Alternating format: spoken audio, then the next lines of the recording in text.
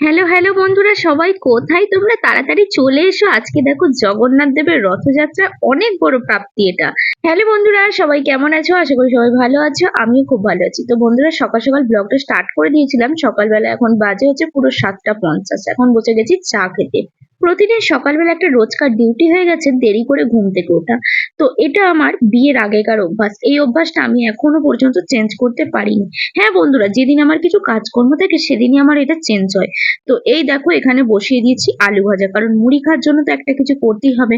আর আমাদের এই গ্রামের এইদিকে না, মানে জল খাবারে বেশিরভাগ দিন আলু ভাজা মুড়িটাই বেস্ট। আলু ভাজা, আলুর দম, ঘুগনি এগুলোই বেস্ট। তো এই দেখো এখানে আলু পটল কেটে নিয়েছি, এখানে কেটেছি হচ্ছে ডিমের শাক আর আলু। এই ডিমের শাকটা ঘাটের সিঁড়িতে হয়েছিল, আমি তুলে নিয়ে চলে এসেছি। আর এখানে পেঁয়াজ আদা রসুন কেটে রেখেছি। এখানে রুই মাছটা ধুয়ে নুন হলুদ মাখিয়ে রাখা রয়েছে। সকালবেলা ঘুম থেকে উঠে যদি একটা এরকম কাজ দেখি তো আমার তো ভীষণ ভালো লেগে যায়। আজকে রুই মাছটা বড়মশাই নিয়ে বড়মশাই কেটে পিস করে ভালো করে নুন হলুদ মাখিয়ে রেখে দিয়েছে। তো আমারও দেখে বেশ ভালো লাগলো। যাই হোক, বড়মশাই এটা আমাকে করে দিয়েছে, আমাকে আর মাছটা কাটতে হবে না। তো আজকে একটা মাছের অন্যরকম রেসিপি করবো। দেখো এখানে তো তোমরা দেখতেই পাচ্ছ মাছগুলোকে ভালো করে নুন হলুদ মাখিয়ে রাখা রয়েছে। তো চলো এদিকে আমি মশলাটা রেডি করে নেবো, কারণ রুই মাছ মানে একটুখানি মনে হলো যে অন্য ধরনের রেসিপিটা বানাই। মাছ ভাজার ঝাল তো প্রতিদিনই খাওয়া হয়। তো এখানে দেখো সমস্ত রকম মশলা রেডি করে নিচ্ছি। এখানে পেঁয়াজ বাটা, রসুন বাটা, আদা বাটা, জিরে বাটা, সর্ষে বাটা, পোস্ত বাটা, হলুদ গুঁড়ো, কাশ্মীরি লঙ্কার গুঁড়ো, কাঁচা সর্ষের তেল। আর এখানে দেখো টমেটোটাকে একটু গ্রেট করে নিচ্ছি ভালো করে।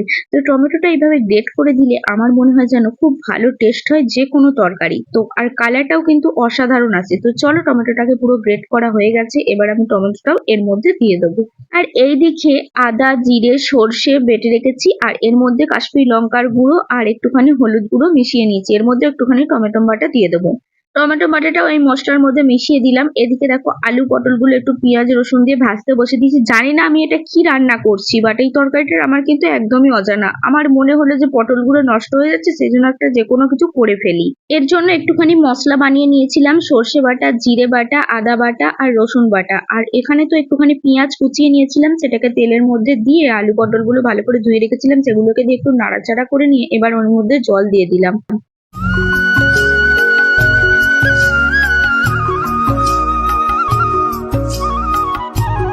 দিয়ে একটু চাপা দিয়ে দিলাম আলুগুলো সিদ্ধ হওয়ার জন্য। আর এখানে তো এই মশলাটা রেডি করে এবার এর মধ্যে আমি মাছ দিয়ে দিচ্ছি। দেখো কটা সলিড পিস নেবো, রুই মাছের 3টে সলিড পিস দিয়ে ভালো করে এগুলোকে মাখিয়ে নেবো মশলাটার সাথে। এই মাছটাকে মশলাগুলোর সাথে এমন করে মাখাতে হবে যেন দেখে মনে হয় হাতের মধ্যেই অর্ধেক কিন্তু রান্না হয়ে গেল। আর কালারটাও কিন্তু অসাধারণ হয়ে গেছে এখন থেকেই।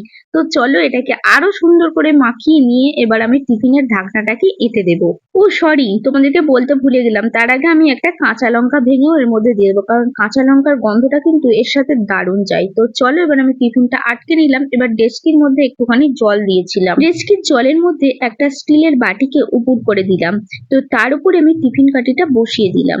বসিয়ে দেওয়ার পরে এবার টিফিনটাকে একটা সাইডে একটু কাট করে দিলাম যাতে টিফিন কৌটোটা না উল্টে যায়। তো চলো এবার আমি গ্যাসের ফ্লেমটাকে একদম সিম করে দেবো, আর ওপরে একটা আমি ঢাকনা দিয়ে দেবো। ব্যাস, এটা এবার আস্তে আস্তে হতে থাকবে। তো এটার নাম হচ্ছে রুই মাছ ভাপা।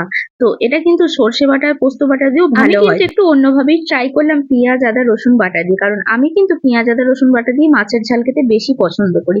তো এই দেখো এটা পুরো রেডি হয়ে গেছে একদম। আর এটা থেকে ওয়াও একটা গন্ধ বেরিয়েছে, কালারটাও কিন্তু চমৎকার হয়েছে। তো চলো এটা থেকে একটুখানি 1 চামচ তুলে টেস্ট করে নিই কেমন হয়েছে এটা, তারপর তোমাদেরকে বলছি। আর বড়মশাই কিন্তু সব থেকে বেশি ভালোবাসে যে কোনো মাছের ভাপা খেতে, ওর জন্য স্পেশালি বানানো এটা। বাট আমি জানো তো এটা আগে তো কোনোদিন বানাইনি বলে আমি নিজে কোনোদিনও ট্রাই করতে যাইনি, বাট আজকে কিন্তু ট্রাই করেই ফেললাম, সেই রিস্কটা নিয়ে নিলাম। তো চলো এটা কিন্তু খেতে ওয়াও হয়েছে। তারপরে যে কটা মাছ বেঁচেছিল সে কটা মাছ আমি টকে দিয়ে দিলাম। আমাদের যেহেতু ফ্রিজ নেই তাই আমি মাছ একটু বেশি হলে ভেজে রেখে দিই না, সেগুলোকে টক দিয়ে রেখে দিই, তাহলে কিন্তু 2 দিন রাখা যায়। না হলে ভেজে রাখলে না কেমন একটা গন্ধ গন্ধ হয়ে যায়। তো চলো বন্ধুরা, এদিকে তো মোটামুটি রান্না বান্না আমার কমপ্লিট হয়ে গেল। আর রুই মাছের ভাপাটা এত সুন্দর হয়েছে, আমি 1 চামচ খেয়েও মানে মন ভরছে না, মনে যেন আরো 4 চামচ খাই। তো দেখো খেয়েবো, তোমাদেরকে রিভিউটা দিচ্ছি। দারুণ হয়েছে, দারুণ হয়েছে। নিজে রান্না করে নিজে যদি এরকম রিভিউটা দিয়ে যায় তাহলে কিন্তু নিজেরই বেশ ভালো লাগবে, কারণ নিজের রান্না নিজে খেয়ে যদি দেখি ভালো হয়েছে তাহলে কিন্তু সবাই বলবে অসাধারণ হয়েছে। তো চলো এখানে বিকালবেলা আজকে তো ছিল রথযাত্রা, পুচকে পুচকে ননদ দেওর তার সাথে রয়েছে দেখো আমার মাম্মাম, তো সবাই মিলে বেরিয়ে পড়েছি রথ টানতে। তো দেখো এখন আমাদের গ্রামের রাস্তাতেই রথ টানছি। আজকের দিনটা স্পেশালি বাচ্চাদের খুবই একটা আনন্দের দিন, বাচ্চা থেকে বড় সবারই আনন্দের দিন, কিন্তু বাচ্চারাই বেশি আনন্দ পায় রথটাকে টেনে। আজকে তো বৃষ্টি হয়ে গেছে দুপুরবেলার দিকে, সেই জন্য রাস্তাগুলো এরকম ভিজে ভিজে লাগছে। তো এই দেখো তাও জল জমার মধ্যে দিয়ে আমরা কিন্তু রথ টেনে নিয়ে যাচ্ছি। তো কত সবাই বেরিয়েছে দেখো। রথযাত্রার দিন আমাদের আর অন্য কোথাও রথ দেখতে যাওয়ার দরকারই নেই। এই দেখো বাড়ির সামনে বসে থাকলে কত রথ এখানে দেখতে পাওয়া যায়, সব বাচ্চারা নিয়ে বেরিয়েছে।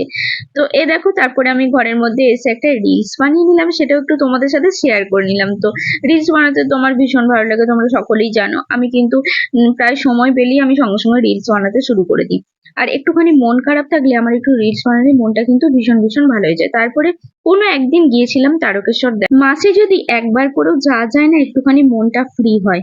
তো দেখো আবারও চলে এলাম সেই দোকানে। তো এই দোকানের মোমো তো আমার ভীষণ ভালো লাগে, তোমরা কিন্তু সকলেই জানো। আর এইটা হচ্ছে সেই দোকানটা, একটু তোমাদের দেখিয়ে দিলাম। তো এই দেখো মোমোটা দিয়ে দিয়েছে, মোমো সুপার চাটনি। তো চলো খেয়ে নিই। আজকের মতো ব্লগটা এখান পর্যন্ত।